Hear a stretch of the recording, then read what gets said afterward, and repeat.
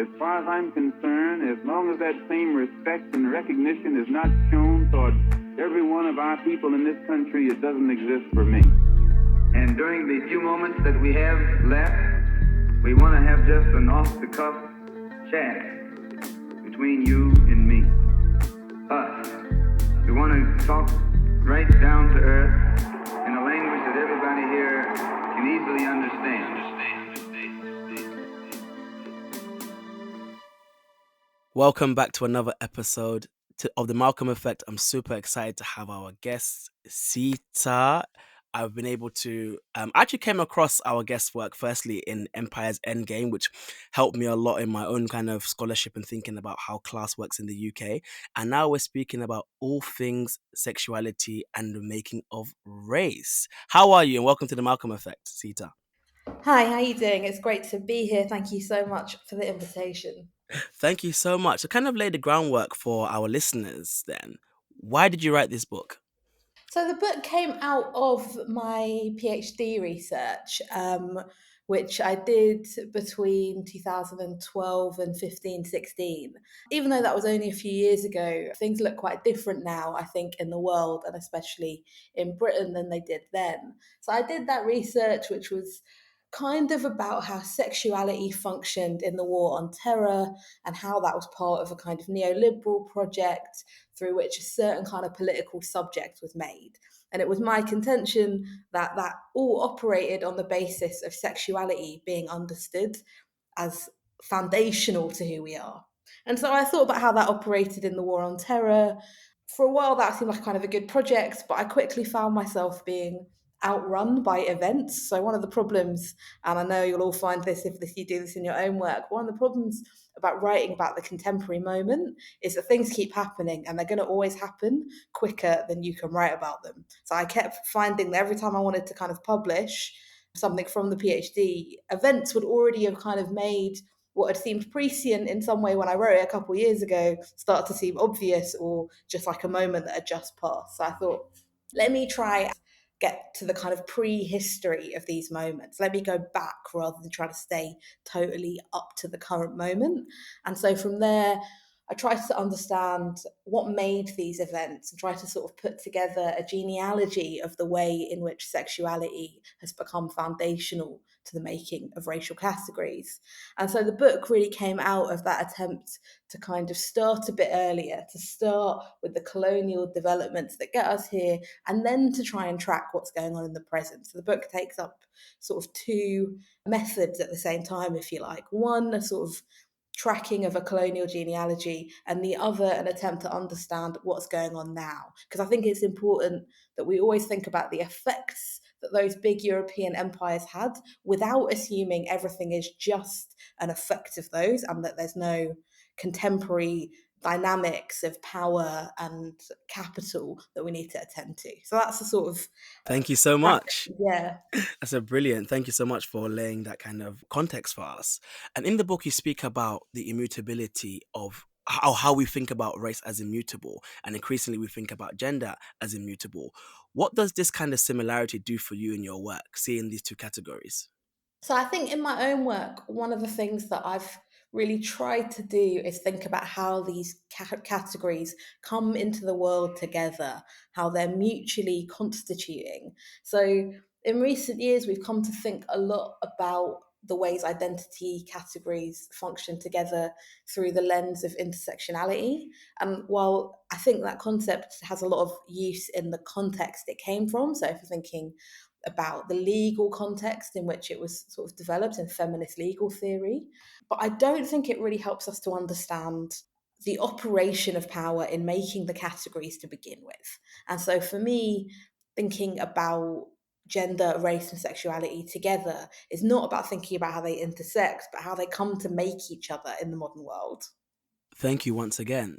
And I heard you on a previous podcast, and you kind of spoke about where you saw the limitations of queer theory, in that we shouldn't immediately assume because someone has a quote unquote, and I hate to use this language, but a non-normative sexuality, they cannot be seen immediately as inherently radical or as revolutionary. Mhm. So what's the beef with queer theory?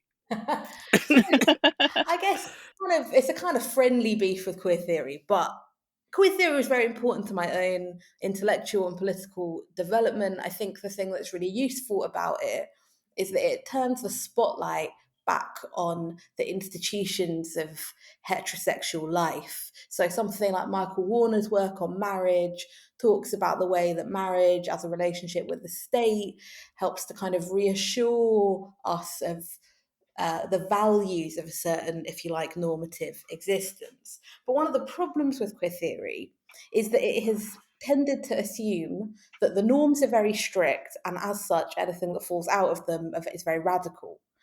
And I'm just not sure that that really holds in our contemporary moment, if it ever did. So, for example, homosexuality was perfectly ordinary among the British upper classes in various contexts, not least the empire. I'm not convinced we would say that was radical or subversive. And in our own moment, I think it's important to remember that the state project isn't that concerned with our sexual behaviour for the most part, and we shouldn't pretend that it is, because I think if we hold on to the fantasy that it is, then we can convince ourselves that sexual experimentation is a substitution for politics, which I don't think it is. So I think, there was a time in which state control of sexual behaviour was much stricter than it is now. And there are obviously still instances in which people's sexual behaviour is very clearly punished. So you might think about sex work as one of those examples. But in general, I'm not sure that, for example, being queer is necessarily aligned with any particular political significance in our current moment. Absolutely. So what I'm hearing is we need to bring back a class analysis. Yeah, absolutely. We certainly do need to bring back a class analysis, but I think we also need to bring back some of the tools of cultural studies. So, how do we attend to the current conjuncture? How do we think about what are the forces at play in the social world that we currently live in? Because we know that world really well, right? We live in its textures, we organize our lives to its rhythms. And so we've got to start there with, and this is the kind of Marxist bit, with what's really going on. So not the ideas in our head, but the reality around us. And from there, a class analysis will absolutely play a huge part in that. But so will an attendance to how life changes around us and how we can be aware of that and bring our political eye to those changes. Thank you so much, Deej. Yeah, thank you so much for that, Sita. There is so much value in what you said, so much that aligns with my own thinking and a lot of the criticisms I have of not only intersectional theory in its contemporary iterations, but also queer theory in its contemporary iterations. And I think that especially what you said about the state's sort of passivity to our sexual behaviors. But I think that there's a flip side of that where, because of the sort of moral panics around sexual behaviors, the state is now being kind of pushed to be more regulatory of sexual behaviors, right? But whilst being regulatory of sexual behaviors, also masquerading and pretending ideologically that it is in fact not concerned with embedding our lives, embedding our sexual lives into its statecraft. And I think that that's a really interesting moment we're in right now, right? Where we have the sort of pink washing moment, the neoliberalization of sexual identity as something that's inherently radical just for the sake of it, but then also the kind of attempts to conscript sexual behaviors, especially gendered behaviors and gender identities, into a really sort of narrow political analysis, into a sometimes really fascistic politics. And I just wondered what you think about those sort of current tensions and contradictions. Yeah, it's a great question. Thank you. I think what's interesting is that there is absolutely a use of sexual politics, and particularly the politics of gender, politics around gender transition, and also a sexual panic about the sexuality of children that continues to reappear in every possible guise. And that is a politics that the hard right and various reactionary forces are making great use of. I think they're really the masters of the form, and they are using it to great effect at the moment. And so I think we've got to be really attentive to that and push back at that at every opportunity. But I'm not so convinced that this is, at this current moment, leading to legislative or political change in terms of a kind of real lived material reality. So though there is a lot of very dangerous noise being made, there's a lot of very scary kind of feeding of a sort of frenzied terror around gender transition and a shift away from a binary gender system. That's really terrifying, and it's going to do a lot of damage. It's already doing a lot of damage to people's lives. But some of the old ways in which sexual behavior was regulated, so for example, around access to benefits, for example, around like marriage laws, all the kind of really structural ways in which people's access to resources functions. So, to give an example, in the 1970s, local councils would send sex snoopers to check whether or not women who claimed to be living alone had men coming and going from their houses. Because if they did, then their benefits could be cut. Because the logic was that a man, if you're going to sleep with a man, he ought to be paying for your kind of, you should also have an economic partnership with him. This is sort of ironic in a time in which sex work is still highly criminalised. And I think that what we have at the moment is a lot of very dangerous moral panic. But that other form of the state's intervention into our sexual lives is quite different than in that older moment. I think it's important to track that difference. Yes, absolutely. But then in the sort of more global and more expansive analysis, we look at, nations in Africa, we look at the US, we look at some other sort of nations that are currently engaging in very sort of restrictive, very violent regulations of sexual politics. So how does that then fit into our analysis? Yeah, absolutely. We're seeing various versions of that in really dangerous and scary ways. So, the recent anti gay laws in Uganda being a really prime example. And I think what that shows us is the way that sexuality can be a highly effective tool of statecraft, a highly Hmm. effective tool, precisely because we experience it as so intrinsic to ourselves. So, because we've come to experience sexuality as foundational to the self, as part of our deepest identity, it's one of the things that can be most easily manipulated. And that's going to look different at different times and in different places. So we're not going to see a totally even global iteration of these politics. So I think we should be attentive to those distinctions while also being attentive to the way in which, for example, in the Ugandan case, one of the arguments that is made is that homosexuality is a Western construct, right? Hmm. And so we can see the ways in which we're all enmeshed in these global circuits of value and of political claim making.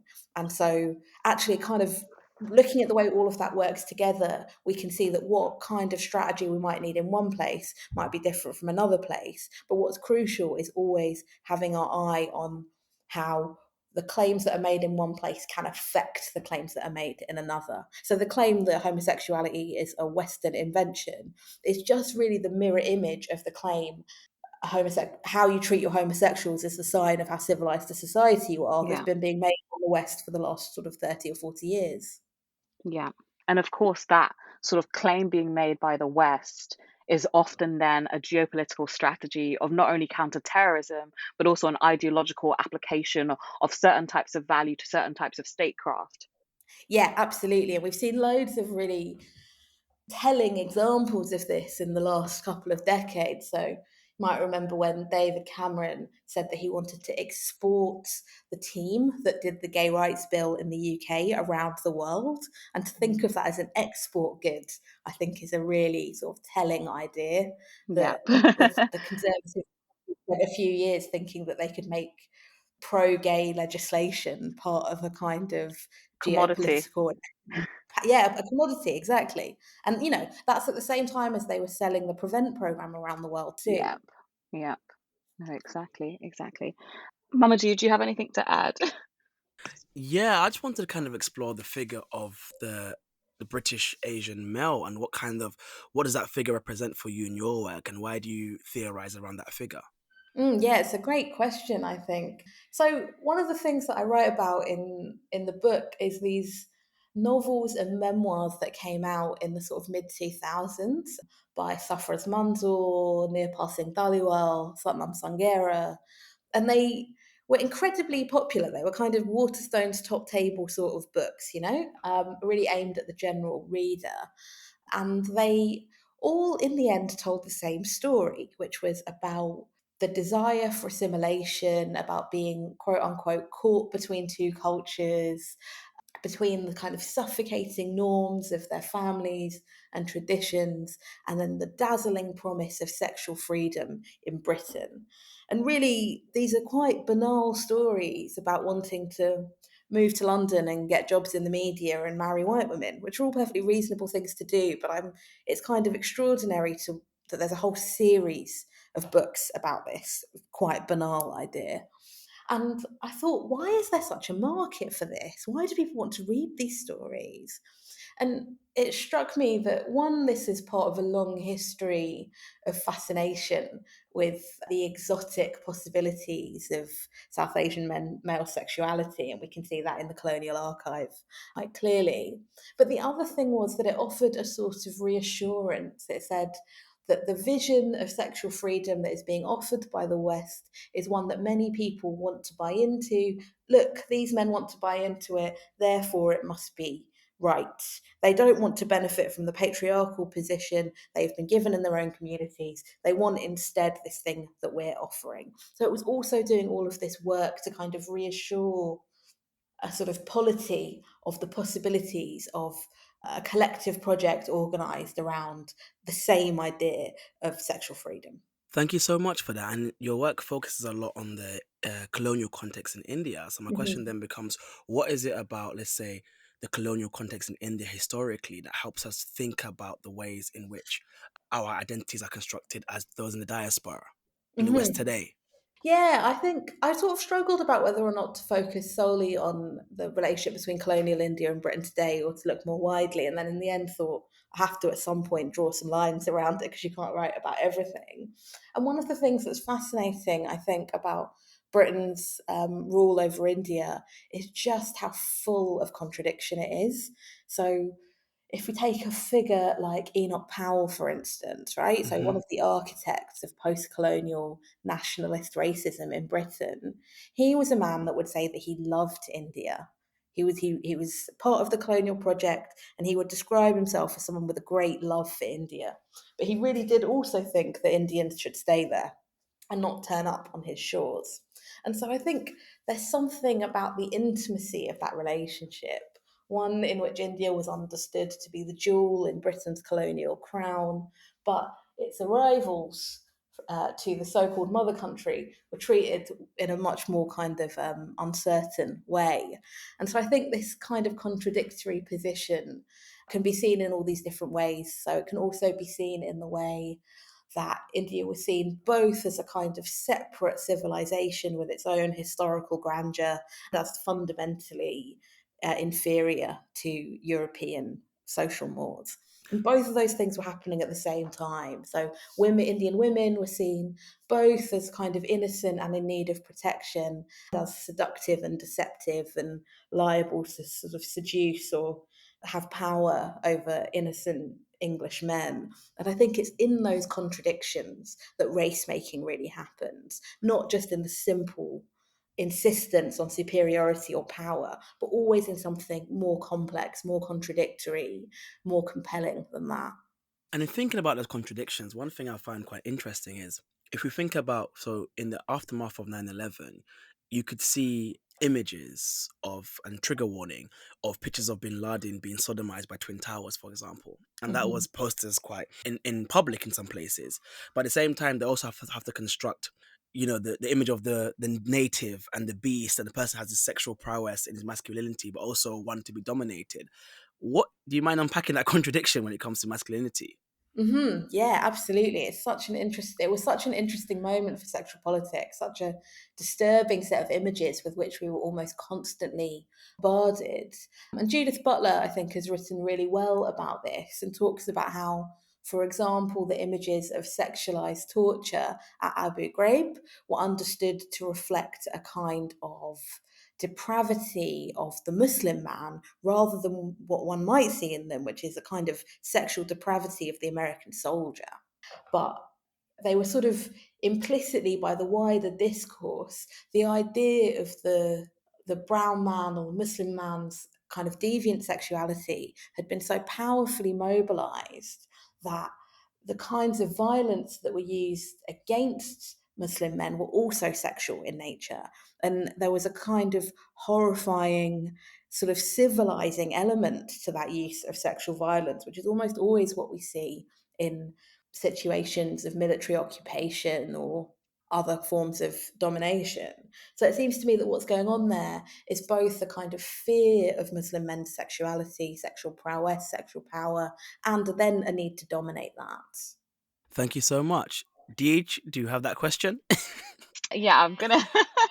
So I think the question I actually want to ask is, I think that the moment in which we're in is seeing a sort of return to a lot of like racial essentialisms, right? A return Mhm. to this notion of race as this essentialist category of both physiology and biology. And in parallel, we're seeing a similar conversation being had, not necessarily about sexuality, but certainly about sex and gender. I wonder in your work, where do you see the sorts of the utility or the way in which the current moment is using essentialism? Like, why is that so? What is the power in using essentialism to stoke up not only moral panics, but to create this sort of crisis of confusion around race and around gender? I think that crisis of confusion is a really great way to put it, because I think that one of the things that's happening is that there's been a kind of widening of a set of broadly progressive ideas around gender, sexuality, to some degree race. Of course, we saw huge numbers of people who'd never gone to a protest before go to Black Lives Matter protests in 2020 in the terrible months of the first wave of the pandemic.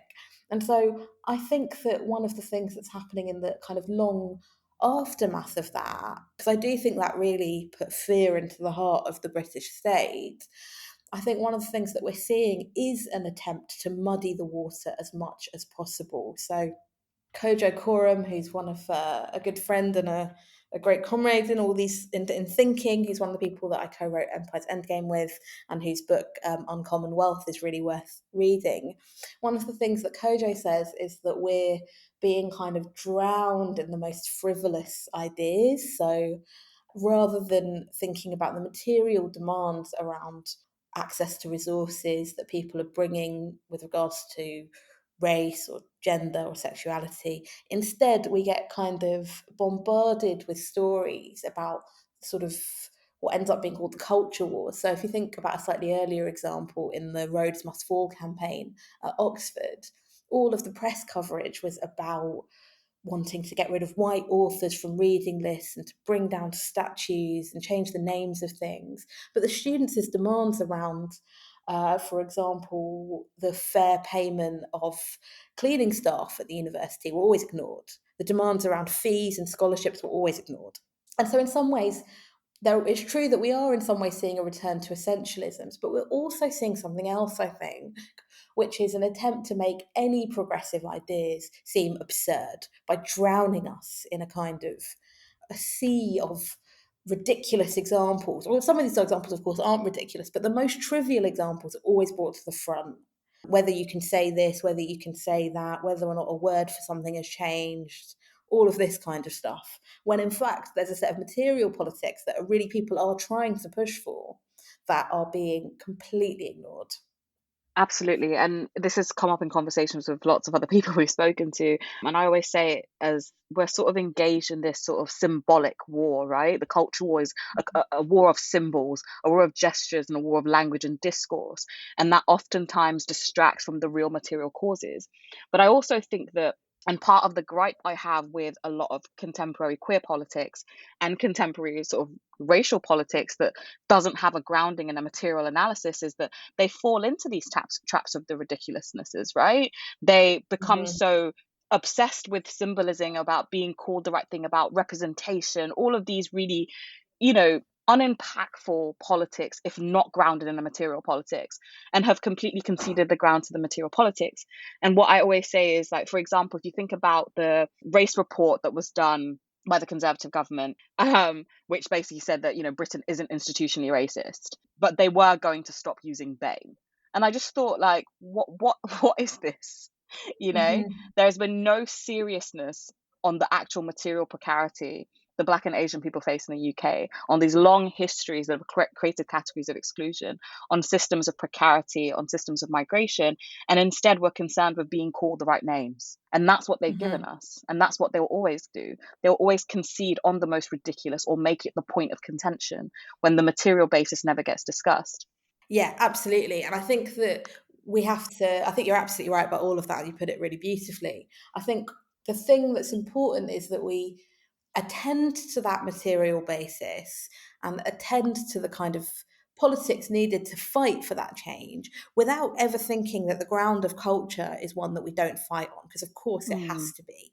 Yeah. But culture shouldn't be reduced to its lowest common denominator. Culture shouldn't be reduced to the very worst things people are saying on social media or the very worst kinds of representation on commercial TV. Like, we have to think about culture in a more sort of fluid and capacious way. We have to think about the lived vernacular cultures of everyday life that people engage in, because in those places people are actually, I think, a lot more generous with each other than they are in the kind of narrow discourse of social media.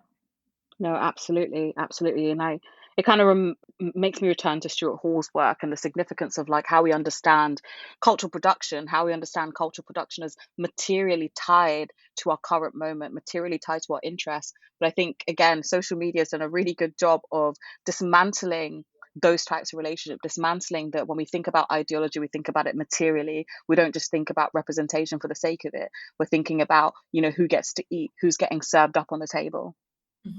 Yeah, absolutely. Mamadou? Yeah, I have a kind of a controversial question. Go for it.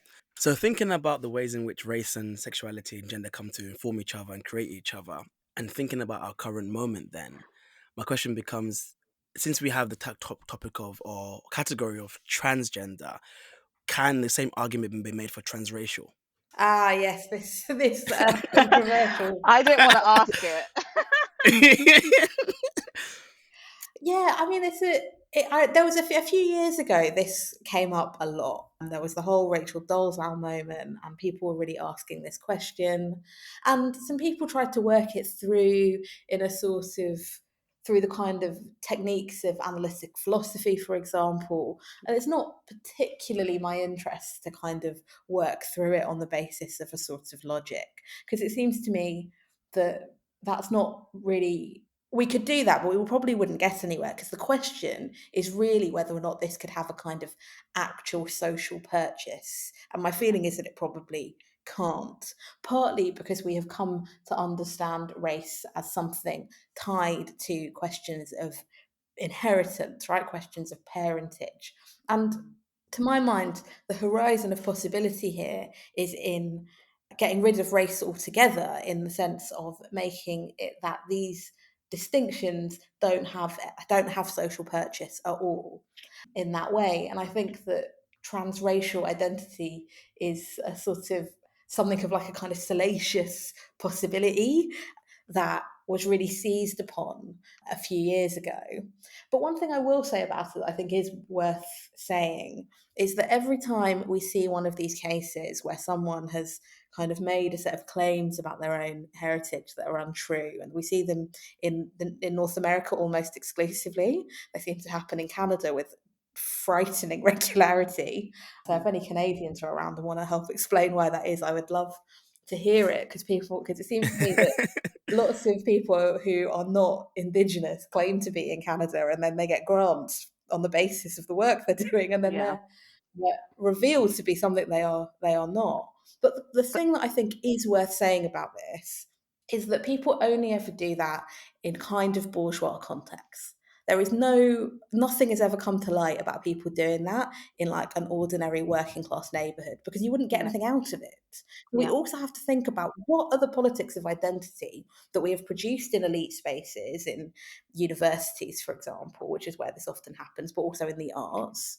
What have we created that makes this possible? Because if it doesn't happen in your average working class housing estate in London, why is it happening in the university? We've got to think about that. So for me, there's a kind of class politics going on in this, frankly, quite bizarre phenomenon, and we need to think about how we address that to begin with. Thank you so much. This was such an insightful conversation. I'm asking all the listeners to please engage with Sita's work, Deadly and Slick, Sexual Modernity and the Making of Race, Empire's Endgame, and there's so many other works out there. Thank you so much once again. It's been lovely to chat to you both. Thanks for your great questions. Thank you. Take care. Bye. Bye.